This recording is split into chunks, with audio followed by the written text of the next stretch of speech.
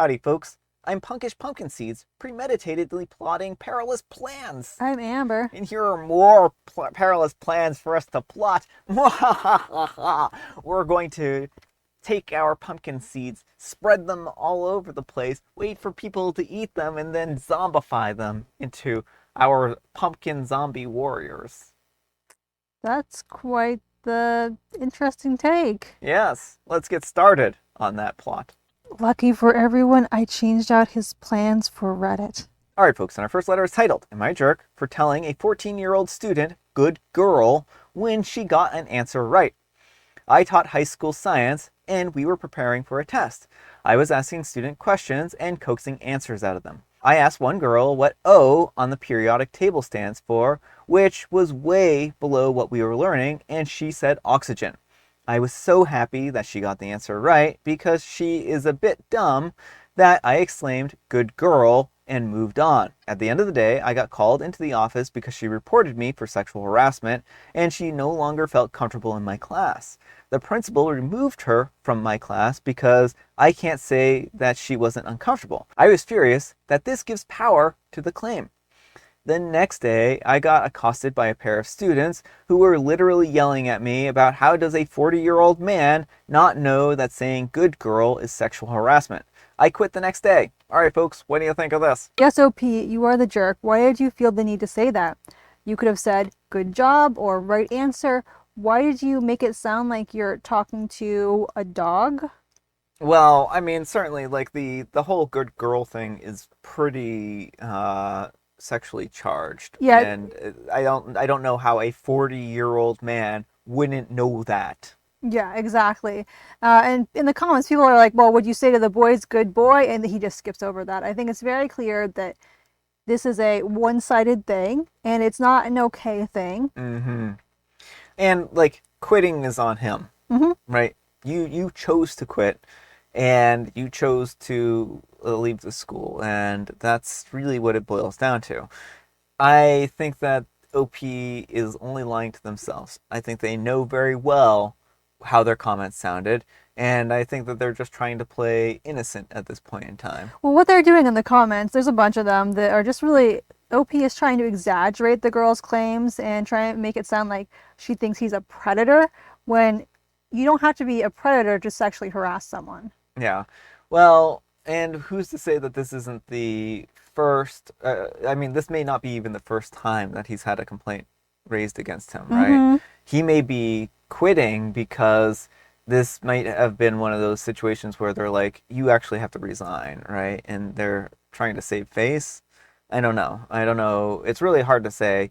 It's difficult to say because OP doesn't necessarily sound like the most reliable narrator. No, he doesn't. But even in the event that he somehow magically didn't know that this was an appropriate thing to say, the principal was right in that he cannot tell the girl that he didn't make her uncomfortable. Yeah. Sometimes you say things and they come out not the way you intended them to, and you still have to deal with the consequences of that. Yeah.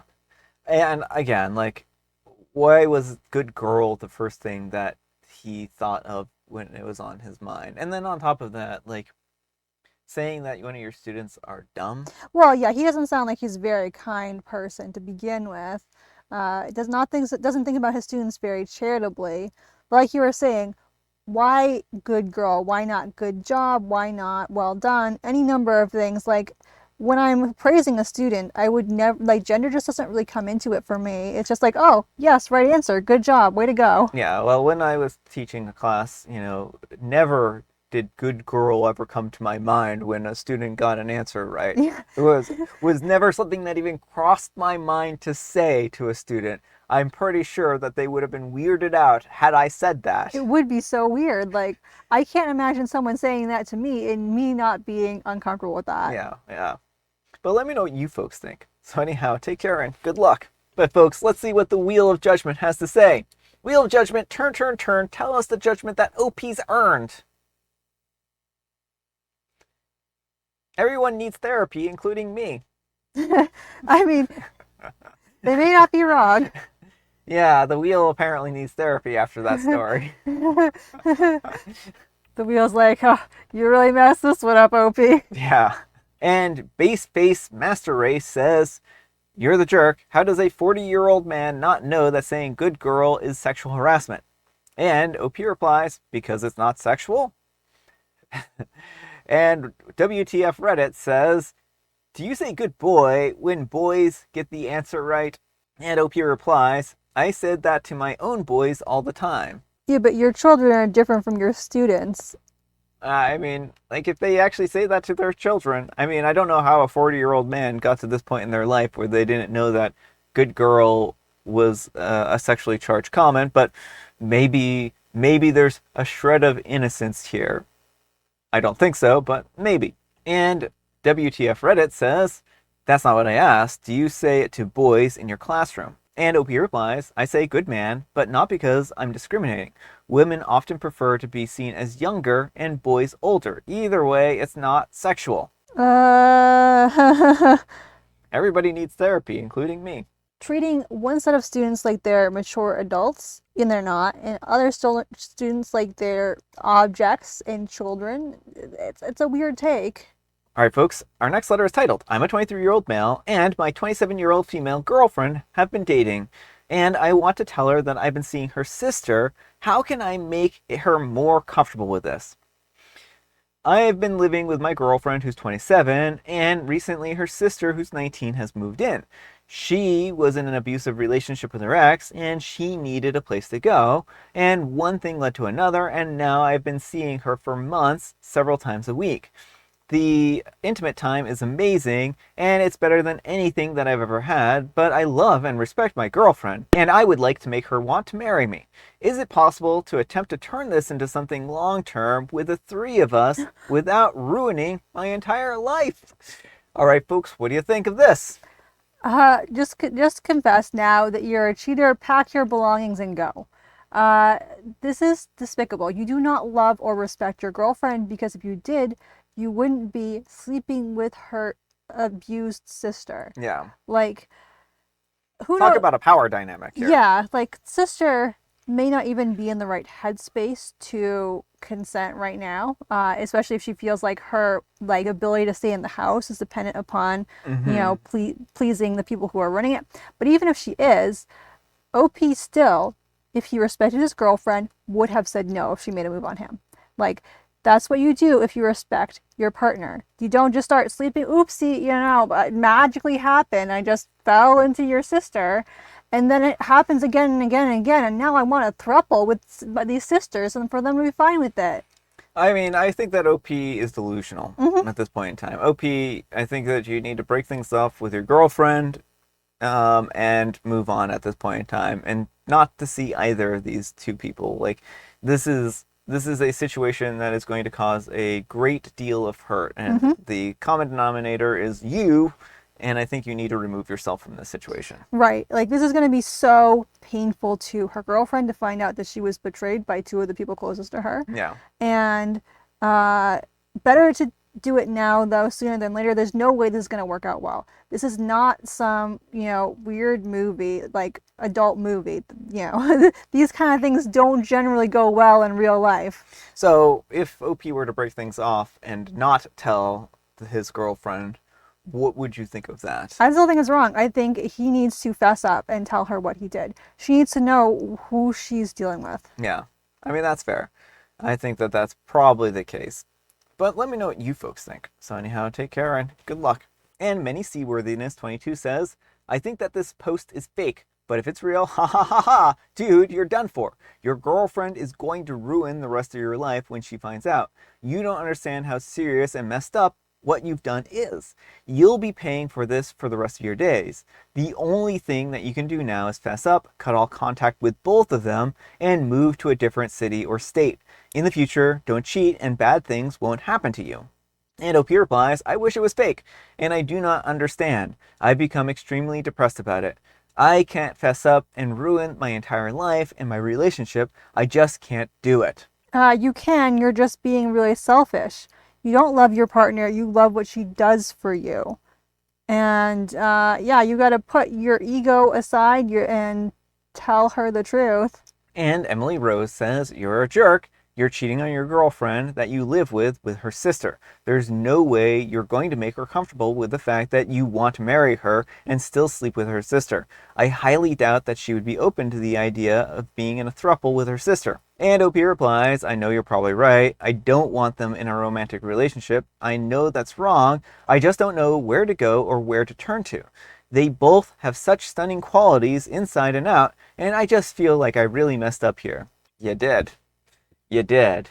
Alright folks, our next letter is titled, Am I a jerk for refusing to bail my friend out of jail after he hit his wife? I have been friends with Jake for over 10 years. Since day one, I've known Jake has a temper. He's the kind of guy who gets way too angry at stupid things. Over the years, I've watched him explode on people, punch walls, and just completely lose it. I've tried to help. I've told him so many times that he needs therapy or anger management. His answer is that he doesn't need help, people just push his buttons.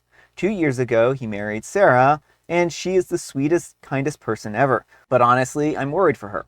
I've seen him yell at her over the dumbest things, like not putting enough salt on his food or something equally unbelievable. Yesterday, a friend called me saying that Jake had been arrested for hitting Sarah during an argument. Apparently, a neighbor heard the commotion and called the cops. Jake called me from jail, begging me to bail him out. I said no. He crossed the line, and I'm done. He flipped out, calling me a fake friend, and said that I was abandoning him in his darkest hour. Since then, his family has been blowing up my phone, saying that I am heartless and that everyone makes mistakes. Sarah actually reached out to me, thanking me for not enabling him. She told me that she's planning to leave him for good, and I said that I would help her however I can. Now I'm stuck in the middle. Some of our friends are saying that I did the right thing by letting him face the consequences, but others think that I should have bailed him out because that's what friends do. Honestly, I feel torn. This is something that I've known for so long, but I can't excuse what he did. Am I the jerk for refusing to bail him out? All right, folks, what do you think? No, not the jerk. This is not a mistake. This is a consistent pattern of behavior. He is an abuser. He abused someone. It's time for him to face the consequences of his actions. I think it's probably about time for the friendship to end, potentially, because, like, do you really want to be friends with someone who abuses people? But Oh, sorry. no, go ahead. Yeah, I mean, I think that that's a good point right here, is that if he isn't willing to get help, and if he isn't willing to actually change and become a better person, then I don't know that this relationship is worth continuing. And I think that if he actually makes efforts to, rectify his, character flaws here and become a good person who's actually remorseful for the things that he's done, then that's a completely different situation, right? Like actual true remorse about things that you've done in the past, those are forgivable, right? But as it stands, he's an abuser who doesn't believe he has a problem and is going to continue to abuse people. Right. It's always everyone else's fault. He has made this clear. OP has tried to be a good friend and get him help. And it makes it clear, oh, no, it's not me. It's everyone else just pushing my buttons. And that's not okay. That's not excusable. His family is enabling him. And I mean, if there was a chance of him actually coming around and seeing the error in his ways, it might be good to have someone like OP in his life to change him, help him change. But he's been going down the same path for so long. Mm-hmm. I think OP is doing the right thing by sticking by Sarah, and helping her get out of a bad situation and letting him deal with the consequences of his actions. Yeah, I mean, I have two more things to kind of say on this. Is that one, why isn't the family actually helping out if they're this concerned, right? Why aren't they bailing him out? Mm-hmm. And two, this is going to give Sarah an opportunity to leave without being stuck at home, right? She can pack her bags, she can pack the stuff that she needs to pack while he's sitting in jail, and she doesn't have to worry about being hit or threatened or having her life put at risk here, right?